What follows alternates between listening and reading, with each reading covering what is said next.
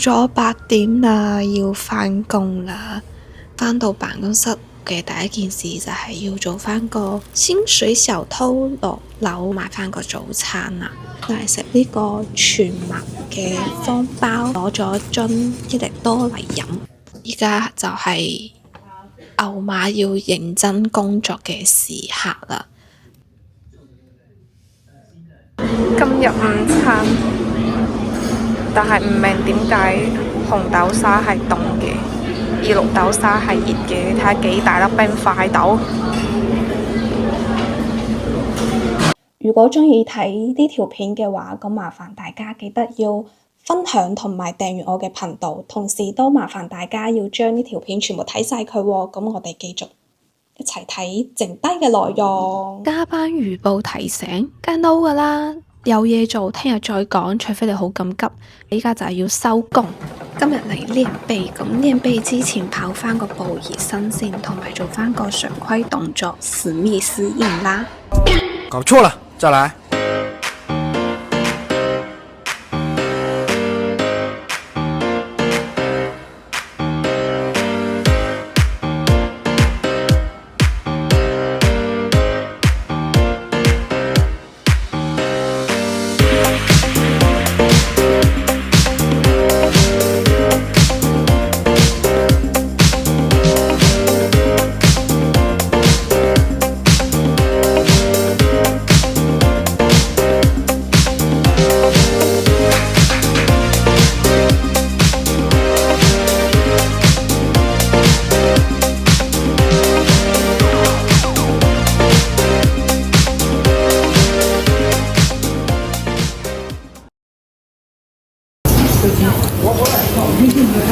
昨天有電話預約的，我想一下，豆紅跟蛋餅。好啦，摸魚結束，依家要認真開始工作啦。咁大家都可以見到，我除咗敲緊鍵盤之外，都仲係喺度敲緊鍵盤，只不過係唔同嘅鍵盤咁解。一個朝早，我個屎忽就冇離開過我嗰張凳一次，真係讀書嗰時有咁認真，我媽可能半夜會開心到笑醒啊！即係每一日都有唔同嘅問題出現，然後去問老闆同埋同事，而且每一日遇到唔同嘅問題嘅時候呢，我就會喺個微信嗰度同我前老闆講話，我要辭職，我要返前公司。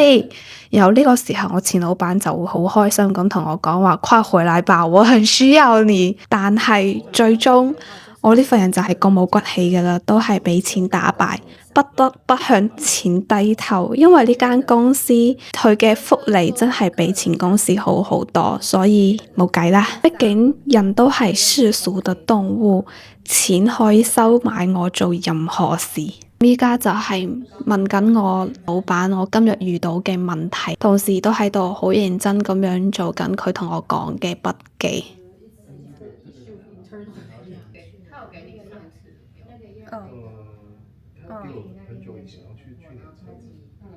又要開始無情的開會了。每一次同越南同事仲有法國客戶開會嗰時，我都喺度自我懷疑，我嘅英文係咪真係好差？因為完全聽唔明佢哋兩個喺度講緊啲咩嘢，口音真係好重。原本諗住提醒個客記得要更新啲資料俾我，但係諗住開口講嘢嗰時，發現俾個客截胡。咁好啦，你講先咯。終於做晒今日啲嘢啦！一起身發現辦公室已經冇晒人，再抬頭睇翻個鐘8點啦。台灣 IP 嘅朋友們，有冇一啲好嘅建議？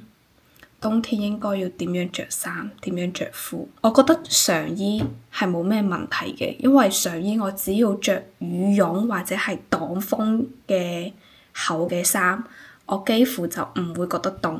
主要係下半身，究竟下半身要點樣着我先至唔會凍？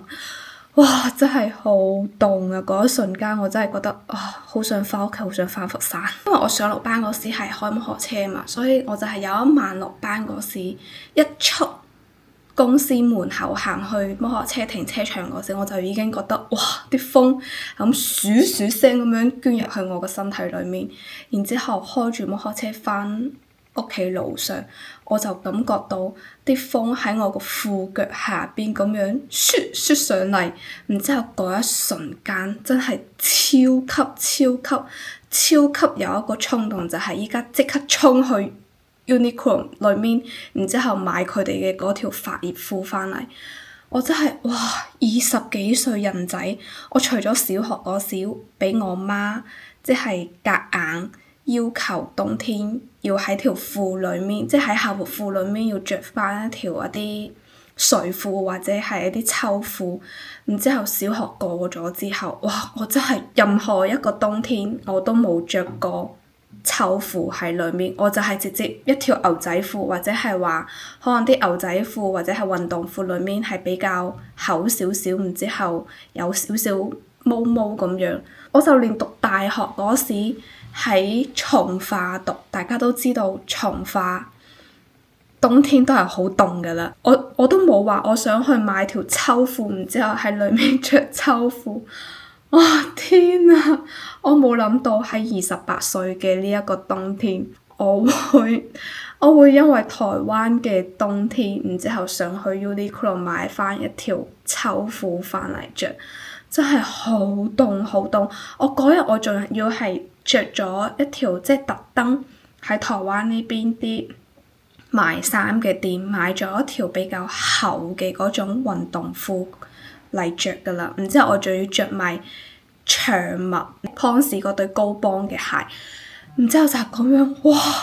我就感覺到我一邊開住摩托車，然之後啲風就喺我嗰個腳踝嗰度，一啲罅罅嗰度啲風咁噓聲咁衝上嚟，哇！嗰瞬間我成隻腳都係凍㗎，救命啊！而且仲有一點就係，我居然喺台灣呢邊有幾晚嘅晚上係有開住暖氣瞓覺嘅。你睇嗰個度數，佢可能係寫住話11、12度咁樣啦，但係佢嘅體感溫度已經係接近0度，真係哇爆炸凍！我認為即係我佛山屋企啦，我間房係我哋屋企裡面冬天嚟講係最凍嘅嗰間房，因為我間房係屬於嗰種冬冷夏涼，我間房嘅窗啱好同陽台嗰個門係對流嘅，所以夏天嗰時就會好通風、好涼爽。但係冬天嘅話，我間房就係會變得好凍，即係凍到個邊種程度就係嗰種，即係凍到你喺我間房裡面坐住，你就會覺得點解越坐越凍，即係嗰種濕冷啊，即係冷到入骨嘅嗰種冷。但係我喺我自己屋企嗰時瞓覺嗰時着呢種咁嘅厚嘅呢種化冷絨嘅睡衣，然之後再加上冚厚嘅被瞓覺，我幾乎係唔需要唔需要開暖氣，然之後我都唔會話半夜係咁樣凍醒。但係喺台灣，我真係哇！我感覺即係我唔開暖氣，我就感覺我喺間房裏面，我已經踎唔落啦，真係好凍，比我佛山我間房仲要凍。Hello，大家，咁今日晏晝咧就有去揾個髮型師剪翻個頭髮嘅，因為前幾排發現我頭髮長咗之後啦，佢嗰個層次就唔係好明顯，再加上髮尾嗰度會有啲分叉，所以今日晏晝就去髮廊嗰度剪翻個頭髮，將啲分叉剪一剪，然之後再收翻啲層次翻嚟嘅。然之後大家有冇見到我嘅層次？我感覺呢個髮型師係我喺佛山剪頭髮認定嘅嗰個髮型師之外，第二個我係覺得剪我頭髮係剪得 OK 嘅，即係呢個頭髮我係滿意嘅。今日剪頭髮之餘啦，都有做翻一個頭皮嘅護理同埋頭髮嘅護理嘅。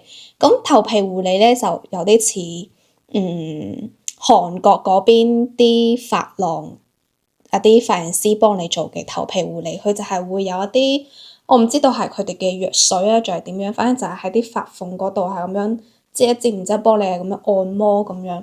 咁我覺得頭皮護理做完之後，真係成個頭會覺得即係鬆晒，好舒服，確實係唔錯。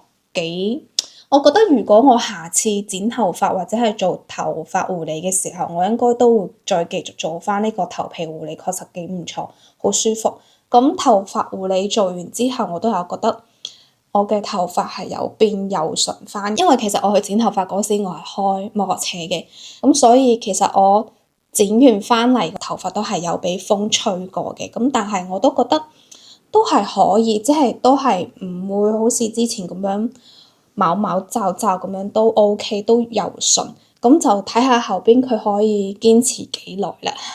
因為呢一次揀呢一個都係想話即係試一下，如果係即係佢可以保持嘅時間比較耐嘅話咧，咁我覺得後尾即係如果係要做頭髮護理嘅話，都係可以選擇去做翻呢一個嘅。咁今日呢條片就到呢度啦。如果大家鍾意嘅話，歡迎大家喺下方留言，同時記得分享同埋訂閱我嘅頻道啦。咁我哋下條片再見，拜拜。